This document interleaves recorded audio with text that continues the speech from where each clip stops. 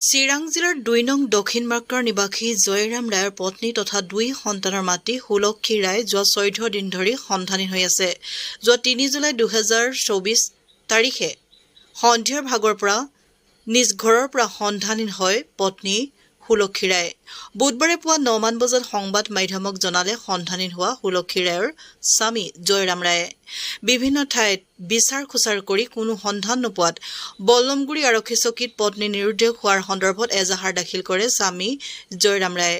কোনো সদাশয় ব্যক্তিয়ে যদি এই মহিলাগৰাকীৰ সম্ভেদ লাভ কৰে তেতিয়াহ'লে বল্লমগুৰি আৰক্ষী চকীত নাইবা 8134915023 নম্বৰত যোগাযোগ কৰিবলৈ স্বামী জয়ৰাম ৰায়ে আহ্বান জনাইছে।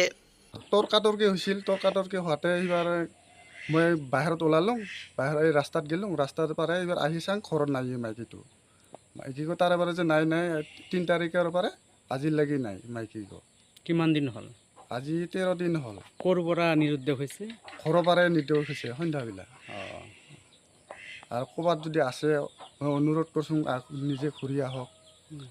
আৰু কাৰোবাই যদি দেখছে ফোন নাম্বাৰো দিম মই, সেই ফোন নাম্বাৰ থানাতো যোগাযোগ আছে, থানাতো আউটপোষ্টত ক'ব পাৰিব, থানাত মাৰিয়া বল্লমগুৰি থানা।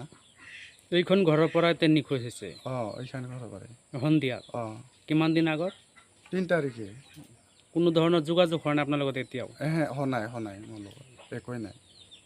আপোনাৰ নাম? মোৰ নাম জয়ৰাম ৰায়। আৰু গাঁৱৰ নাম? গাঁৱৰ হ'ল ২ নং দক্ষিণ মাকৰা।